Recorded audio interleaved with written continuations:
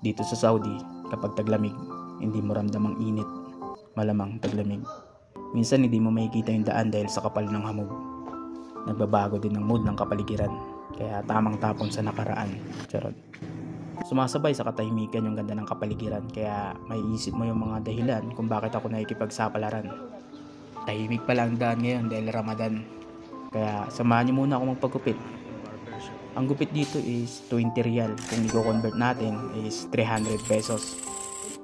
Ang nagupit sa akin ay isang Bangladesh at di ko inaasahan to. Magaling siya maggupit at magaan ang kamay niya. Ginawa nga lang akong gumamela. O diba, lupa na lang kulang. De, joke lang. Nagpa-additional pala siya ng 10 riyal dahil nilinisan niya daw yung mukha ko. Kaya 30 riyal lahat ng binayad ko, kung sa atin is 450 pesos. Pero babalik pa ako dun pag magpapagupit ako.